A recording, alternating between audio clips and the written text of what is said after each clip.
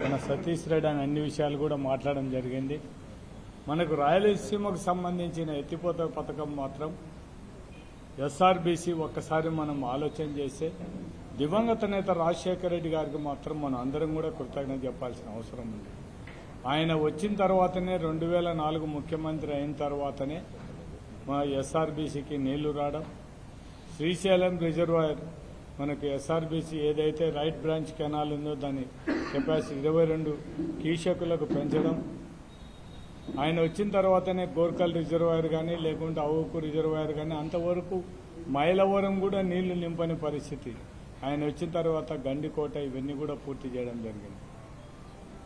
రాజశేఖర రెడ్డిని ఉన్న నాళ్ళు రాజశేఖర రెడ్డిలకు మొత్తం ఈ ఎస్ఆర్బీసీని గురించి మొత్తం మనకి 854 అడుగులకు అంటే 45 అడుగులకు పైన ఉంటేనే మనం ఎస్ఆర్బీసీ నీళ్లు తీసుకోవాల్సిన పరిస్థితి, లేకుంటే మాత్రం మనం ఎస్ఆర్బీసీ నుంచి కిందికి నీళ్లు రాని పరిస్థితి.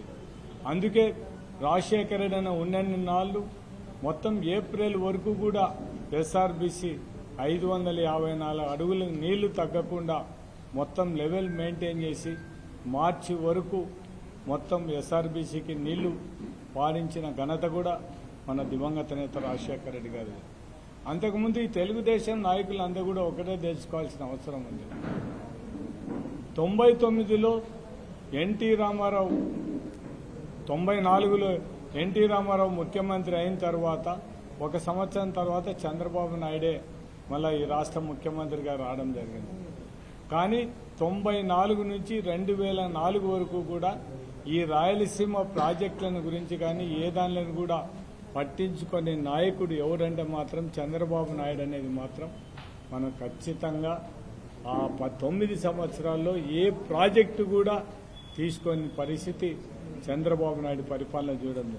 ఇలేదో తెలుగుదేశం నాయకులు మాట్లాడడం జరుగుతున్నట్టుంది, ఏదో జగన్మోహన్ రెడ్డి ఏం చేయలేదు అది ఇదని. జగన్మోహన్ రెడ్డి, రాజశేఖర రెడ్డి ఆ విధంగా ఎస్ఆర్బీసీ 22 క్యూసెక్కులకు పెంచితే జగన్మోహన్ రెడ్డి వచ్చిన తర్వాత తెలంగాణ ప్రాజెక్టులకు అన్ని కూడా నీళ్లు తీసుకుంటే 800 అడుగుల వరకు పోతే మనకు నీళ్లు రావనే ఉద్దేశంతోనే రాయలసీమ ఎత్తిపోతల పథకాన్ని 800 అడుగులు కూడా మనం రాయలసీమ మనం ఎస్ఆర్బీసీకి నీళ్లు తీసుకోవచ్చు అనే ఉద్దేశంతోనే మొత్తం 85% పూర్తి చేసిన ఘనత కూడా మన నాయకుడు జగన్మోహన్ రెడ్డి గారు.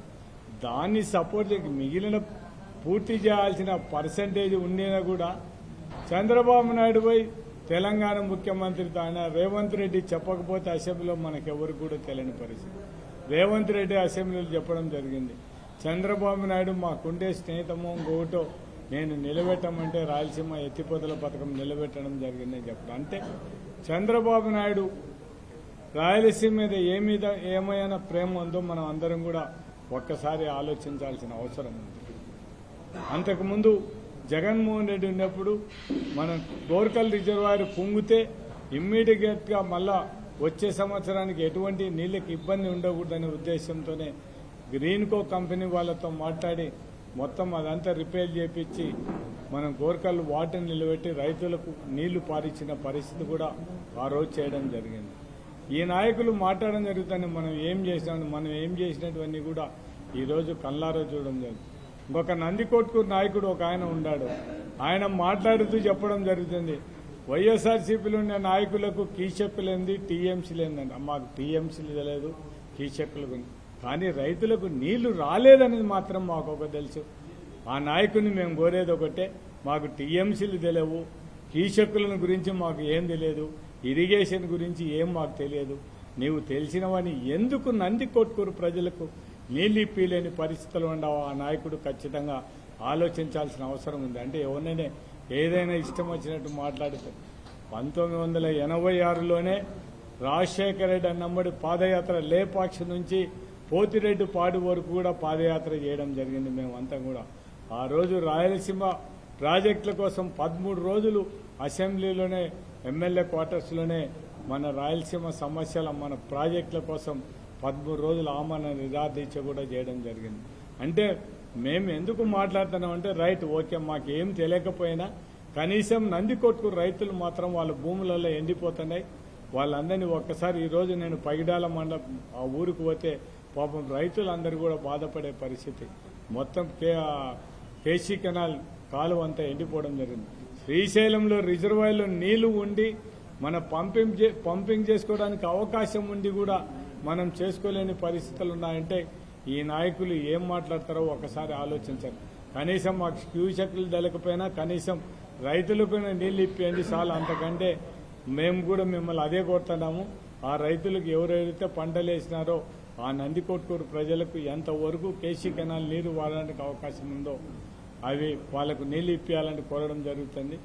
అన్న కూడా చెప్పడం జరిగింది. గుండురేవుల గురించి అదేవిధంగా ఆర్డీఎస్ గురించి కూడా మనం ఒక్కసారి మళ్ళా 2029లో అధికారంలోకి వచ్చిన తర్వాత మాత్రం గుండురేవులు తీసుకుంటే ఈరోజు కేసీ కెనాల్ సంబంధించిన ఏ రైతు కూడా ఎవ్వరు కూడా వాళ్లకు నీళ్లు రాలేదనేది ఇబ్బంది లేకుండా మనకు తుంగభద్రలో నీళ్లు ఉంటే లేకపోయినా గుండ్రేవులో నీళ్లు ఉంటే మాత్రం కడప వరకు కూడా మనకు కేసీ కెనాల్ నీళ్లు ఇవ్వడానికి అవకాశం ఉంటుంది. కాబట్టి ఖచ్చితంగా ఆల్రెడీ మేము అందరం కూర్చొని మాట్లాడినప్పుడు గుండ్రేవుల గురించి కూడా మాట్లాడడం జరిగింది. ఖచ్చితంగా ఈసారి జగనన్న ముఖ్యమంత్రి అయితే ఖచ్చితంగా ఆ గుండ్రేవుల ప్రాజెక్టును మనం పూర్తి చేయడానికి మా జగన్మోహన్ రెడ్డి గారిని ఒప్పించి పూర్తి చేపించేటట్టు చేస్తాం. మనం ఇవన్నీ కూడా రాయలసీమ ప్రజలందరినీ కూడా కోరేది ఒకటే చేస్తామని హామీ ఇచ్చినట్టు మనకు జగన్మోహన్ రెడ్డి గారు కూడా హామీ ఇవ్వడం జరిగింది. కాబట్టి మనం రాయలసీమ ప్రజలందరినీ కూడా కోరేది ఒకటే, తెలుగుదేశం నాయకుల మాటలు నమ్మొద్దు. మీరే కళ్ళారా చూడడం జరుగుతుంది. మనం పొరపాటున ఏదైనా అలసత్వంగా ఉంటే మాత్రం రాయలసీమ మళ్ళా ఎరారిగా మారే పరిస్థితి ఉంటుంది. కాబట్టి అటువంటి అవకాశాన్ని రాకుండా మన ప్రతి ఒక్క రాయలసీమ వాసి కర్నూలు జిల్లా నంద్యాల ప్రజలందరూ కూడా ఖచ్చితంగా దీని మీద మనం ఈ రాయలసీమ ఎత్తిపోతల పథకం కింద మనం ఈ తెలుగుదేశం మీద ప్రభుత్వం మీద ఒత్తిడి తీసుకొని వచ్చాను కూడా దీని పని పూర్తి చేయడానికి మనం కూడా చేయాలని కోరడం జరుగుతుంది. దాంతోపాటు ఇప్పుడు ఇక్కడ కర్నూలులో మీటింగ్ పెట్టిన విధంగా త్వరలోనే నంద్యాల కూడా మీటింగ్ దీని మీద పెట్టేసి మొత్తం రైతులను చైతన్యవంతం చేయడానికి ప్రజలను కూడా ఖచ్చితంగా మా వంతు మేము కూడా ప్రయత్నం చేస్తాం. మనం ఈరోజు ఈ ఇరిగేషన్ దానికి కూడా లడ్డు విషయం చెప్పడం జరిగింది.